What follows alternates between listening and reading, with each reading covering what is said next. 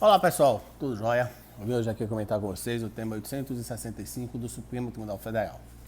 Nesse tema, o Supremo Tribunal Federal decidiu que os pagamentos das diferenças entre os valores de avaliação inicial e final do bem desapropriado devem, em regra, ser feitos mediante precatório, se o ente público estiver em dia com essa despesa. O plenário concluiu que a utilização do precatório não viola o direito de propriedade do particular, desde que a administração pública esteja adimplente, fazendo o pagamento, no máximo, no ano seguinte à ordem do judiciário. O entendimento foi fixado no julgamento do recurso extraordinário 922144, com a repercussão geral reconhecida. No caso dos autos, o município de Juiz de Fora ajuizou a ação de desapropriação por utilidade pública com o objetivo de construir um hospital e indicou como valor dos imóveis a quantia do total de R$ 834.306,52, que depositada possibilitou acesso provisório na posse dos bens.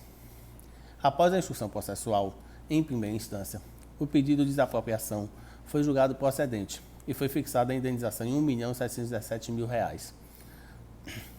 Inicialmente, o juiz de primeira instância determinou que a diferença entre o valor final e o depositado para emissão provisória na posse fosse complementada via depósito judicial.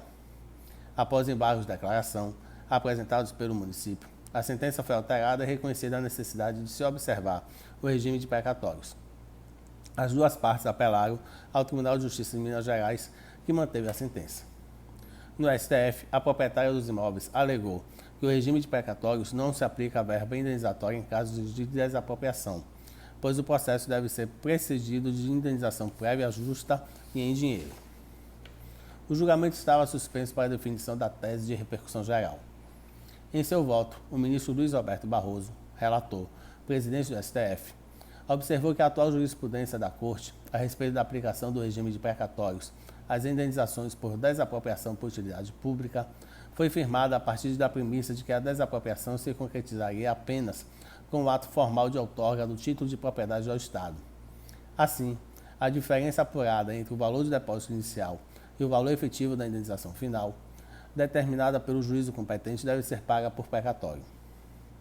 A seu ver, esse modelo de desapropriação não é bom para o expropriado, que perde a posse do seu bem no início do processo, mediante depósito muitas vezes dissociado do correto valor de mercado, quadro agravado pela demora na tramitação.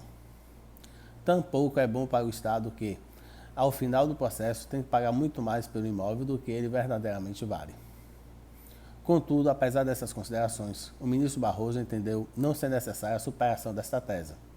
A seu ver, a submissão da desapropriação ao regime de precatórios não viola o comando constitucional de indenização prévia e justa do artigo 5º, inciso 24 da Constituição Federal.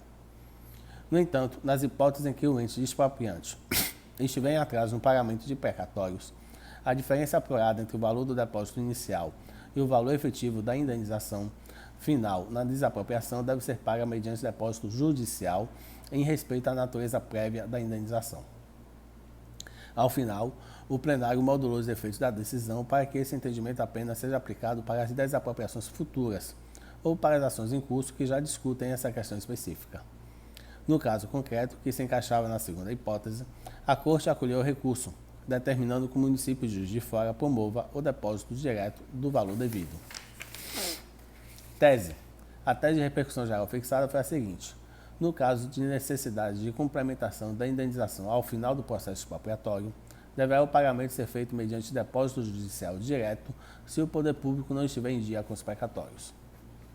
Pois bem, pessoal, esse é o breve resumo que eu fiz para vocês sobre o tema 865 do Supremo Tribunal Federal. Espero que vocês tenham gostado. Se gostaram, dê um like, continue inscritos aqui no canal do YouTube e me siga lá no meu Instagram, @JoãoPauloPiropo. Um forte abraço e até a próxima.